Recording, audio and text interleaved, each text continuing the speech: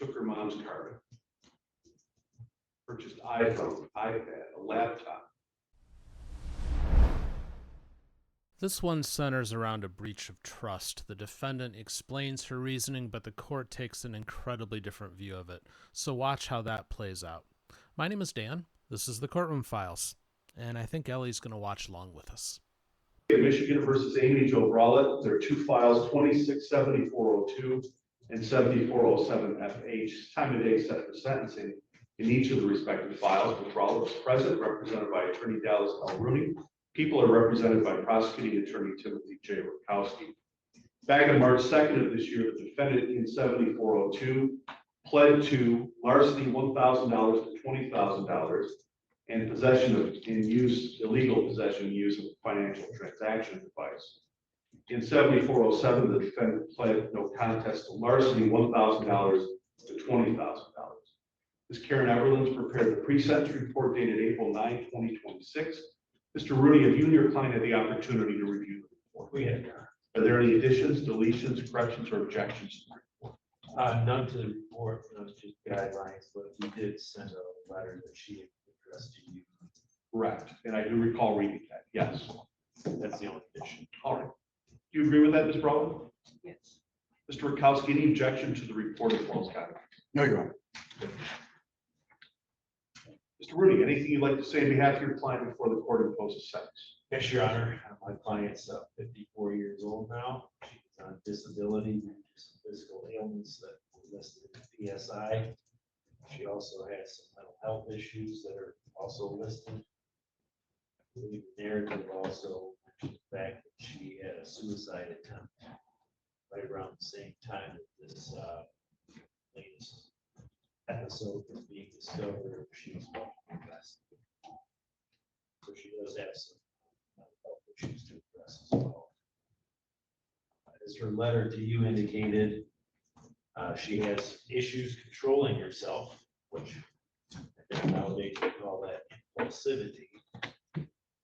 She wants to change, she wants to stop her behaviors, but she's having difficulty actually getting herself to listen to herself, so to speak.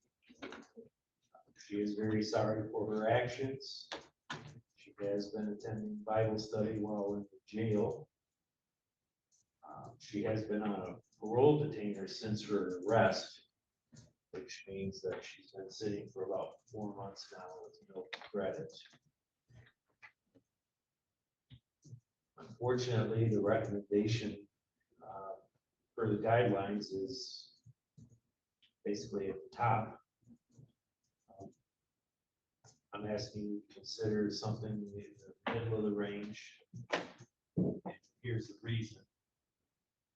The last time she was here before you on a similar type of incident, she got basically 2.5 years in prison. Went to the middle of the range, just keeping in mind that she's had essentially dead time for the last 4 months. I know that it's your practice and most judges' practice to give people increasing increments of jail or prison time when they keep coming back. So if you were to give her 3, that's more than she got last time. She has a daughter graduating in May of 29, which would be 3 years from now, which she would hope to be able to attend that in person.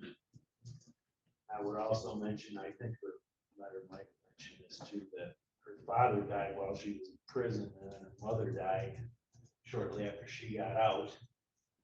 And we had tried to get her to be able to attend her mother's funeral, but DOC didn't agree with that. So she has paid some fairly heavy consequences, personal consequences, as a result of this latest cases. She does take personal responsibility for her actions. She did plead guilty to all these plea bargains. So I'm asking for less than the probation officer's recommendation, which is at the high end, if not the actual high end. keeping in mind the fact that these are property crimes. And total damages, while still significant, are way less than what she had prior to the incident. Quite a bit less. We're asking to waive the attorney fees and notwithstanding her no contest pleas, I think she does want to speak. All right. Thank you, Mr. Ms. Brollet, what would you like to say? Morning. I'd like to apologize to my children. I had higher expectations for myself. Losing my dad unexpectedly in August of 24 and not being able to say goodbye was extremely tough. As I look forward to going home and helping my mother, she tells me she only has 3 to 6 months to live. And in that 6 months, on January 25th, 2026, she passed away.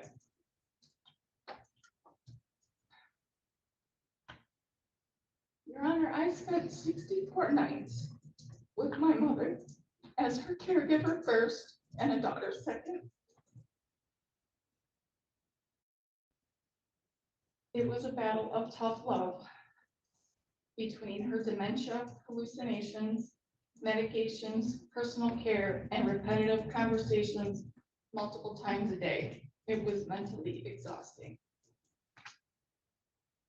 In November, I asked my youngest sister for help as she is the administrator of our parents' estate.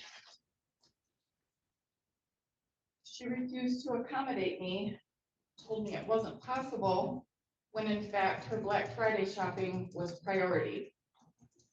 I cried almost every day. I thought my mom was too stubborn to die, but watching her decline before my eyes was the absolute worst punishment ever. I missed both of my parents' funerals.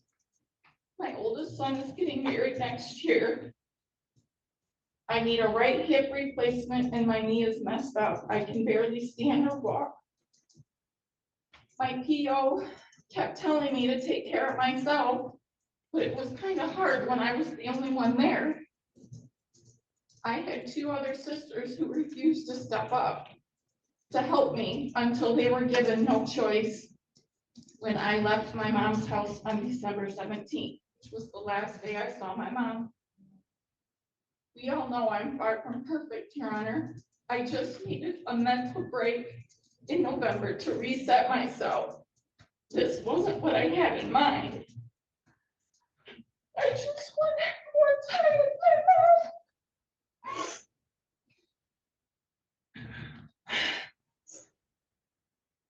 A daughter without her mother is a woman broken. It is a loss that turns to arthritis and settles deep in your bones.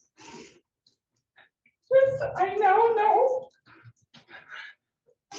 My mom was my worst enemy, but my biggest supporter. And not being able to say goodbye to her and my dad because of my own actions is just cruel. I'm suffering every day. Every time I look at my mom's obituary, I just can't believe that she's gone. Her cancer, she had bone cancer, was horrendous. Absolutely horrendous. And Your Honor, I know that the court wants to throw the book at me, and I probably deserve it. But I feel I've already had the worst punishment a daughter could get, and that was losing both my parents and not being able to grieve them properly. You're welcome. Mr. Rakowski, on behalf of the people, this is a victim's rights case. It is a victim's rights case. We ask you to take into account the victim's impact statement included in the pre-sentence. Without going into detail on that, the court's read the pre-sentence reports. You've seen that. We've talked about this case in the office. It's very sad. the circumstance that Ms. Brollet brings up, it's true. But the recommendations are based, I believe, in fact, on the fact that the last time that we were here, and mind you, Ms. Brollet has 9 prior felonies and 4 prior misdemeanors, but one of them involved taking money from her mother. And then we get to this case where her mother, when she gets out of prison, her mother wanted to see her again and to interact with her. Ms. Brollet described her interactions with her mom. The fact is, though, that she'd taken her mom's debit card and used it at these 2 different places to the tune of the amount that the court has in front of it. And when you victimize somebody once and then you victimize them again, and she knew her mother's circumstance, I think that's why, and we would ask to adopt the recommendations because it is at the high end of the guidelines, but I believe the circumstances of what Ms. Brollet did, just getting out on parole, it's the same thing. It is worse because she knew her mother was dying as it is, and then she uses this debit card from her mom to not just use it once, not use it twice, but use it multiple times at 2 different locations. That's why we have the 2 separate files, Your Honor. As far as the credit, there is no credit because she's on parole, but the dead time that she's serving is going to go towards her parole violation. And so it's not going to be that she's not going to get any credit for it. It's just she's going to get it on her parole, not on this file.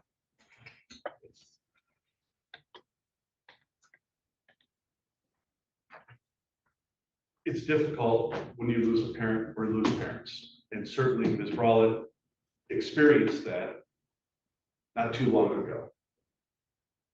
And the last time Ms. Brollet was here, yes, a prison sentence was imposed, but the idea was learn from that experience and don't repeat behavior. And the court understands there's some mental health considerations as well, and the court has considered those, but at the end of the day, Ms. Brollet was on parole while her mom was in hospice care.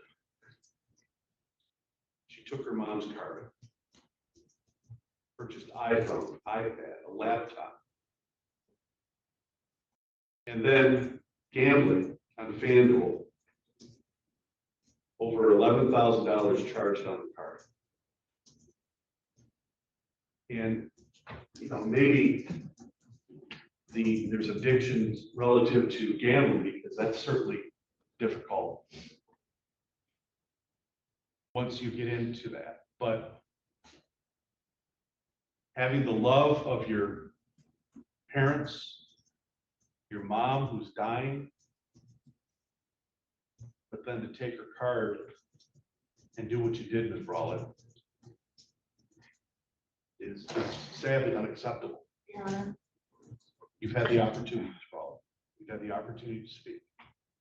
That's what I read in the pre-sentence. I had no help. I couldn't leave her there by herself. I was the only one there for 64 nights. So what gave you the right to take the card and use it? I How does that correlate? It doesn't. I had no right, That's the point. and I take full responsibility. And the court But appreciates who was that. there to help me? Nobody. And it's not about me. I'm not saying it's about me. I had stuff I was dealing with too, but nobody stepped up to the plate. What was I supposed to do? I did what I did to get out of the situation, so my other sisters had to step up. How does that help with gambling? I wanted to pay off my debts. I was alone and I'm still alone. It will be the sentence of this court. In 7402 FH, for count 1, defendant is committed to the Michigan Corrections Commission, placed in their custody for a period of 48 months, 30 years, credit for no time served, $130 crime victims assessment will be ordered. Attorney fees are waived in all files. $68 in state costs will be ordered. June 22nd, due date 2026. Count 2, financial transaction device will be the sentence of this court. The defendant be committed to the Michigan Corrections Commission and placed in their custody for a period of 2 years to a maximum of 15 years. Credit for no time served, $68 in state costs will be ordered. And if I wasn't clear in count one, it's 48 months to 30 years, if I didn't state that. Count three, financial transaction device illegal sale or use. Same sentence, 24 months, Department of Corrections to a maximum of 15 years, no credit for time served, $68 in state costs will be ordered. In 7407 will be the sentence of this court, that the defendant be committed to the Michigan Corrections Commission and placed in their custody for a period of 36 months, 5 years, no credit for time served, $130 crime victims assessment. Again, attorney fees are waived. $68 in state costs will be ordered. These sentences shall be served concurrently with each other, but consecutive to the parole sentence. It's my duty to inform the defendant she has right to seek leave to appeal. If she's financially unable to provide counsel of her own choice, court will assign counsel for expense. She's to initial the receipt questionnaire form requesting the assignment of counsel, both of which must be executed under oath filed with the clerk of the court within 42 days. Was there any restitution requested? No, Your Honor.